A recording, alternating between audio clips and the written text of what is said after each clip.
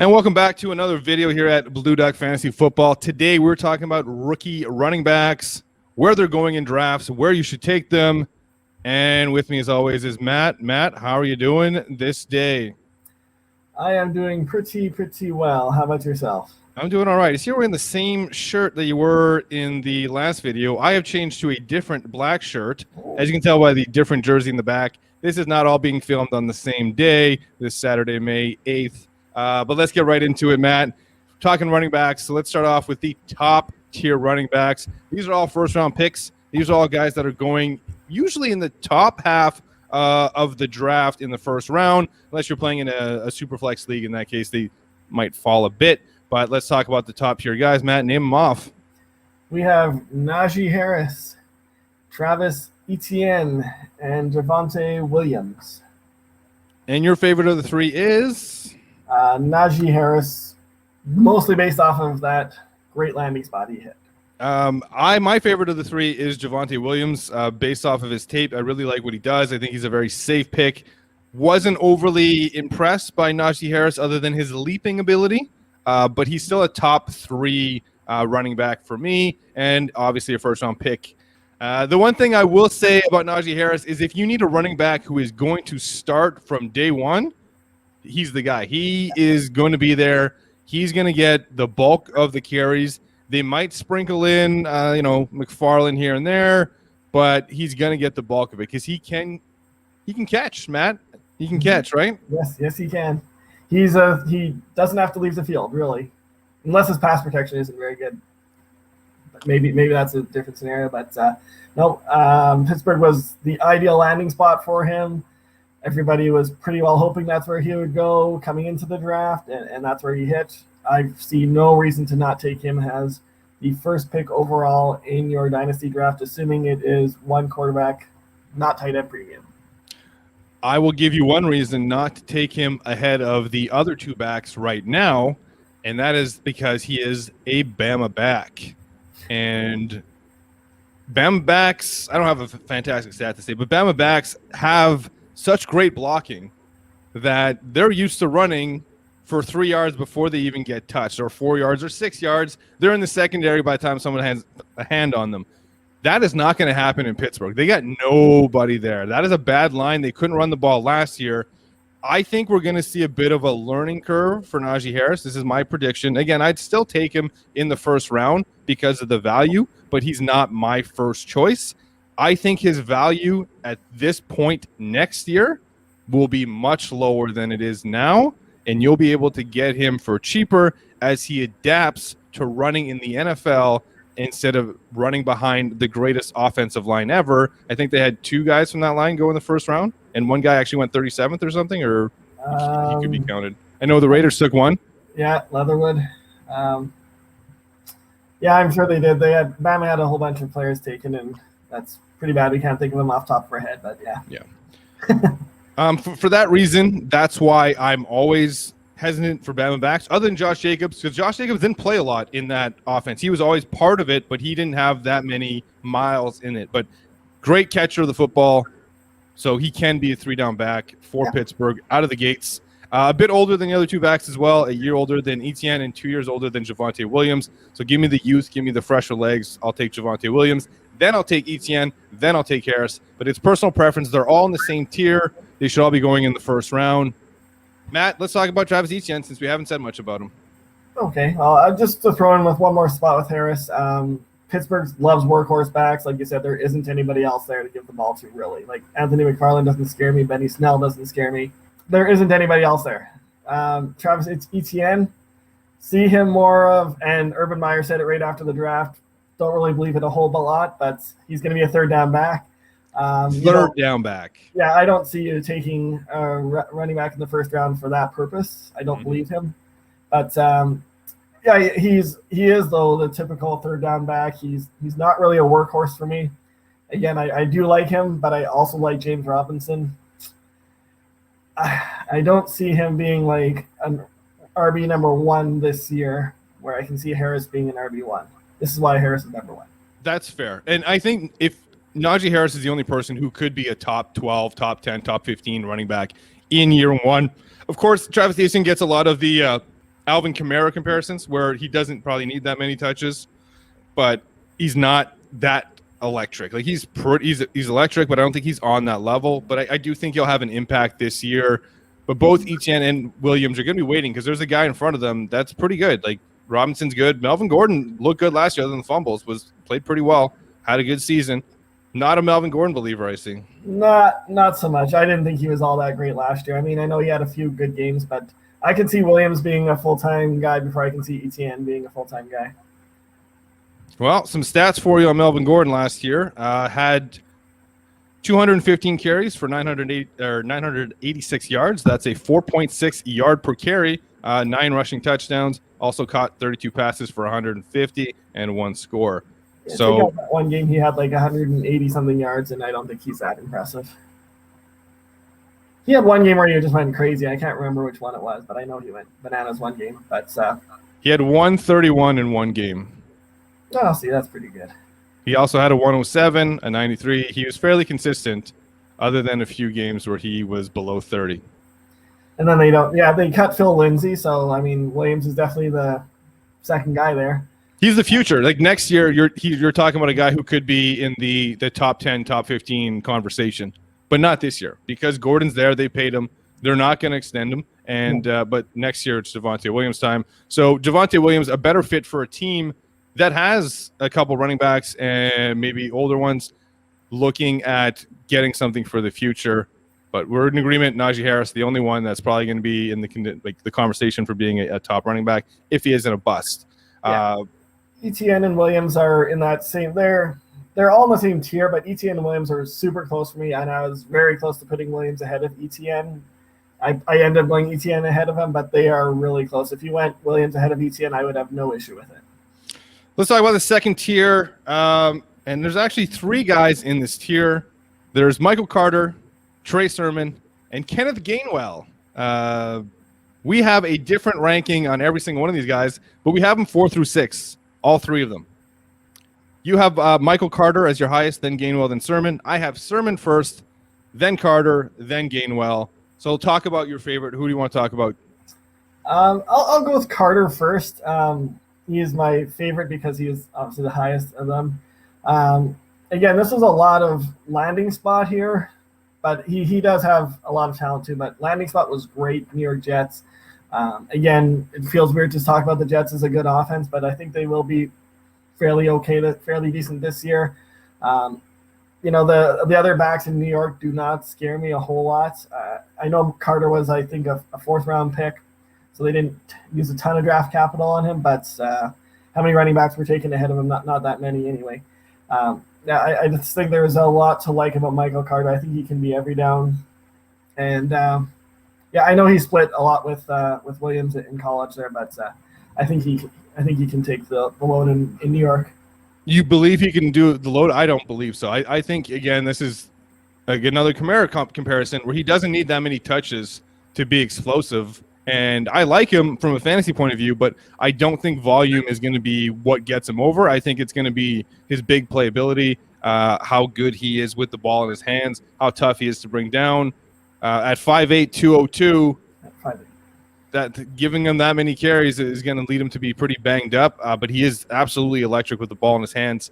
PPR, his value would go higher. Again, we rank on half PPR just to kind of get a little bit of it, but I think he's going to be a weapon. I think I don't want to say he's never going to be in the conversation for being a top 10 guy because you see what Kamara does every year with limited carries but a whole lot of catches. And if they replicate that with Michael Carter, as explosive, as electric, as dynamic as he is with the ball in his hand, I can see him being in there, but I have to see it to believe it first.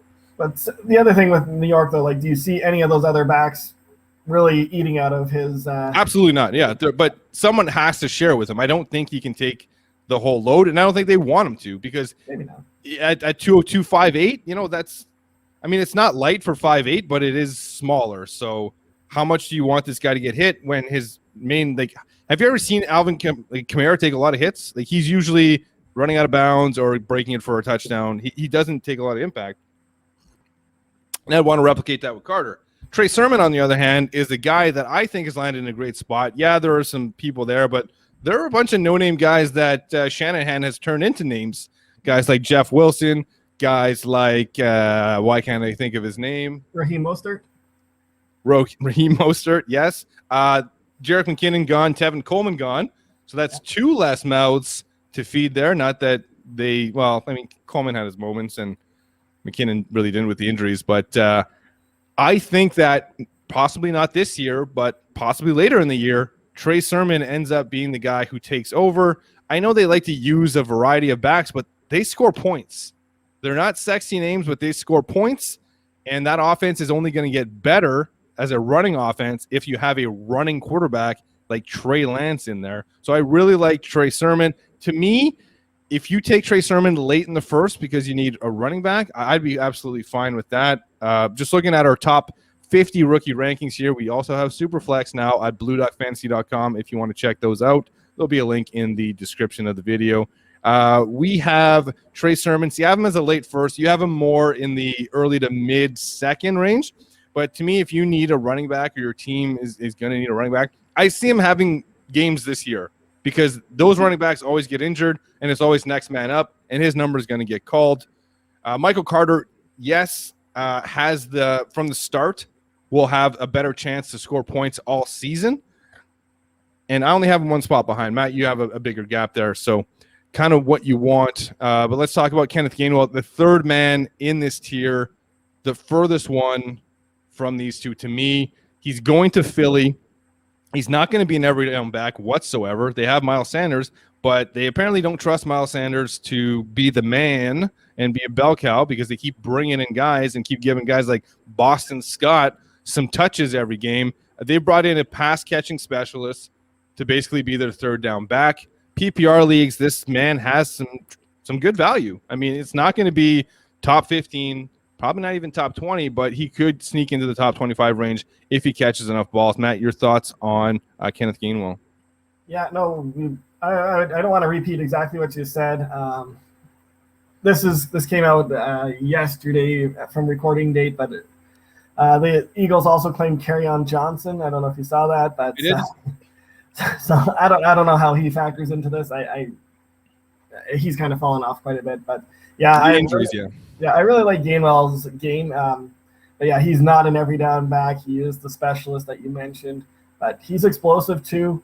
Yeah, and Miles Sanders just hasn't proven since he's been in the league that he can just stay on the field. A lot of people thought that he was going to take the next step last year. He didn't do it. So yeah, Gainwell, I would go lean more like mid-second. I'm fine taking him. Early mid-second. Again, depending on your team need, of course. But I'm okay with that in that situation. Yeah, mid-second round is where we basically have him. You have him a little bit closer to the front end, but still early mid, pick 4. He's a back. Is he ever going to be the bell cow? Probably not. It's always going to be a system, but that's what the NFL is going to. And if he can be successful and he can catch 5 or 6 balls a game, that's basically 60 yards in the old, system. So he can still be a factor, and he's a nice player to have. He's not the handcuff to Miles Sanders. He's the complement. He's a very rich man's Boston Scott, basically, is what he's going to be. I was just going to say, not trying to compare them talent-wise. I'm just saying that he's going to be doing what Boston Scott was doing, but a lot better. And Boston Scott was pretty decent in the game. Well, it's pretty decent for what Boston Scott was. Kenneth Gainwell can do a lot better. And I know it's a different coach and different system, but yeah, I like Gainwell. Maybe more like a Naheem Hines type feel. Yeah, or even better than that. I would have him better than that. And let's talk about our third tier. So these are some guys that now we're getting out of the guys that are going to be fantasy productive without something happening. And that's these two men right here, Chuba Hubbard and Ramadree Stevenson. See, I took the hard names this time, Matt. Thank you. Chuba obviously going to Carolina, and Ramadree Stevenson going to the running back. I don't know what you want to call it. Graveyard? Awfulness that is New England. How about a graveyard? Yeah, a graveyard.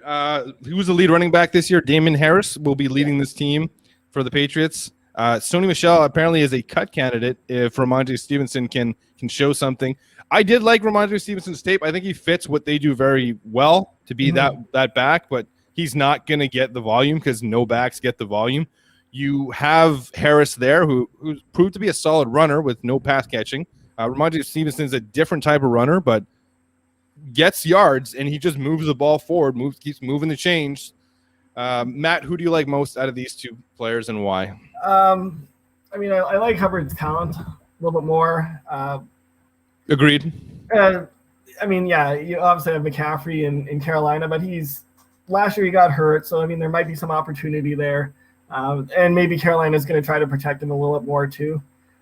But I mean, for either of these two guys to really do a whole lot of anything this year, certainly, and even the next 2 or 3 years, you're going to depend on injuries. But yeah, Hubbard, he was just a little bit more talented for me. Ramadree Stevenson, I kind of thought looked more like a LeGarrette Blount, maybe. Yeah. And he could be the goal line back, right? Maybe that's what they decide to do. So now he might get 5 or 6 carries, but 2 touchdowns, right? Like, yeah. Now you got to gamble to start him on that. I don't think you're starting either of these guys this year, but like Hubbard overall, if you just want the more talented player, you go Hubbard. Maybe more touchdown potential off the bat, Stevenson. So here's what I'll say about Hubbard is he's basically put into the Alexander Matheson situation now, except he's a better player than Alexander Matheson. He is now one of the top handcuffs in fantasy football, even in a redraft league. If you have Christian McCaffrey, this is a player you kind of have to draft. If you have Christian McCaffrey, you need to have this guy on your roster, or else you could just an injury kills you. And it's a clear situation. There's no more Mike Davis there, so it is his backfield if he goes down. And he's a guy who can be a 3-down back, who can carry the load. So he is an excellent handcuff. If you have Christian McCaffrey, you should probably reach for this player a little bit. Now, we have him going late 2, I think. So you have him going late 2. I have him going in the 3rd, mid-3rd. If you look at the Fantasy Pros rankings for comparison, they have him going early 3rd. So, but if you have Christian McCaffrey, this is a late 2nd-round pick. You have to reach. Yeah. If you have Christian McCaffrey, you probably didn't do that well last year, so maybe you got a better pick. I don't know. Maybe you can get him with an early 3rd. Ramadree Stevenson is a guy who, even if he gets injuries, might just be the guy for a couple weeks. Like, there's no guarantee there unless that coaching staff gets out of there and we see a different person. And I don't know how long Bill plans to coach for, but as long as he's there, it's going to be next man up. We need a pass-catching guy. You're not the pass-catching guy. You're the guy who does this. You're the guy who does this. Let's cycle everybody in there. So the upside for Stevenson is way less than Hubbard. But he could have value this year, week to week, here and there. So if your running backs are a bit spotty, he's somebody you can add to your running back core to perhaps plug in time to time. But the ceiling isn't there, whereas the ceiling for Hubbard is there. Just to your point with Stevenson about Belichick's system kind of thing. I mean, Josh McDaniels has been there for a majority of his time as well, and McDaniels is apparently the guy that's going to take over eventually. So things may not change that much when Belichick's gone. That's a very good point. So we have these guys. Let's talk about some 4th-round guys. Who is a guy that you would take in the late 3rd or in the 4th round outside of this? I see a player that you really like here, Kylan Hill, who you have as an early to mid-3rd rounder. Why do you like Kylan Hill so much? Again, really talented player. Kind of can do it all for me. Not great landing spot in Green Bay with Aaron Jones re-signing. That is an understatement. Wow. And the draft capital as well. Something to consider, draft capital, when you're looking at guys. This is what, 7th round, or is he 7th round pick? So that is basically, they can get rid of him at any point and not care. Yeah, but he was just he was just so good. I love the tape. The tape. I thought he looked a little bit lean. I was worried that he wasn't actually at the weight that they said he was, because he didn't look like he was 214. He looked to be more closer to like 195, 205 to me. So, but he was great. There's some off-field issues as well. He goes to a situation where you're looking at Aaron Jones for 2 years. AJ Dillon in 2 years will still be there, but is there a role that he can get? And it depends on the quarterback situation. So you're waiting. You're waiting for sure. You're waiting for a good year, probably 2 though, to see what happens with him if he stays in Green Bay the whole time. But yeah, like the guy was just so talented. I would take a flyer on him. I agree. Sure. I love the talent. I think we're running backs. As much as talent matters, landing spot matters even more because they have that short window to prove it. You're not going to see a running back not be able to play for 2 years and then a year 3 breakout running back isn't something you often hear about. You had the Derrick Henry do it, but that's rare that a guy struggles for 2 years and then gets it done. A guy that I like that I have going, like we basically have these guys flipped, is Elijah Mitchell. And the reason why I like him is not overly because of the talent, because I prefer Kylan Hill's talent to Mitchell's, but it's the landing spot. He's in San Francisco. Is Trey Sherman the guy? Maybe. I mean, but if he's not, Elijah Mitchell could be the guy. And in a system where it's next man up, Jeff Wilson, Tevin Coleman, Raheem Mostert, I remembered his name this time, Jerick McKinnon, all of them have ran and all of them have scored big fantasy point games. So I could run in this system, not as well as these guys, not even close, but this is like we talked about the fantasy graveyard for the Patriots running backs. San Francisco is the fantasy, like, oh, you're not that good, doesn't matter. You're in San Francisco. You get elevated to this new level. So I'm hoping that – I'm not hoping he'd be the guy, but there's a chance that he could be, which is why I'm taking that flyer on him there. Your thoughts on Elijah Mitchell? I mean, I didn't even mind the film on Mitchell. I thought he was still pretty good, but yeah, he's all right. He wasn't Kylan Hill though. No, he wasn't. But San Francisco, like for me, it was kind of opposite. And I get what you're saying that San Francisco, you go there and you flourish. It does happen. It's true. But there is, like you mentioned, Mostert. There's Wilson. There's Sermon ahead of him. And I think Sermon's always going to be ahead of him in this situation. There's JaMychal Hasty, who was pretty decent last year when he had those chances. There's just a lot of guys there. He's more of a flyer, late fourth round pick, early to late fourth round pick, doesn't matter. But fourth round picks, he's more of a flyer pick to me than go get him. Yeah, no, again, same thing with Kylan Hill, right? Like you need a lot of things to break Kylan Hill's way for him to be able to get onto the field. With Elijah Mitchell, you need a couple things to break his way too. He needs to beat out Sermon, and he needs the 2 guys, Jeff Wilson ahead of him, Raheem Mostert ahead of him. Those guys are like 30, so they don't have that much longer to go. So I think there's a better chance that things go right and we see some production from Elijah Mitchell in the next couple of years than we do from Kylan Hill. And I'm not looking to pick up a running back who I think is going to have value in 4 years, because who knows what running back will have a value in 4 years. So I'll take the bet on Kylan Hill or on Elijah Mitchell over Kylan Hill, you vice versa. Those are our 2 guys that you should be looking at. Anybody else you want to talk about? Because I think the rest of these running backs, it really falls off. Like you're looking at Jared Dokes and Jamar Jefferson, like they're so behind everything. And I know I skipped over Khalil Herbert, but like the guy's film, but he's in a bad situation as well with the young talent in front of him. Unless they get rid of like Cohen or something there. That's no, everybody else, I mean, it's kind of, there's nobody else I would really like go out and reach for. I think that's pretty well it for backs. JV and Hawkins I like because of Atlanta. I'm not sold on Mike Davis at all. Even maybe I should be a little bit more because of last year, but it's just not a secure situation for. So he could make some noise possibly. I just don't see Hawkins being the volume guy. Like I see him being more of like a change of pace, like airback. So I agree the landing spot's fantastic because Mike Davis has got miles on him and getting long in the tooth, but other than last year, he's never really been that great. I think he had some decent time in Chicago.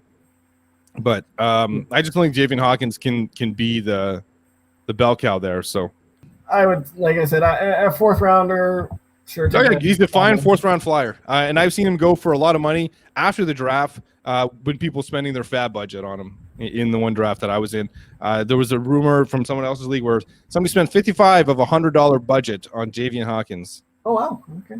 Yeah. So that is a lot. Seems excessive. Yes. Very excessive. Matt, anything to add on these running backs before we close out? No, I think we're good.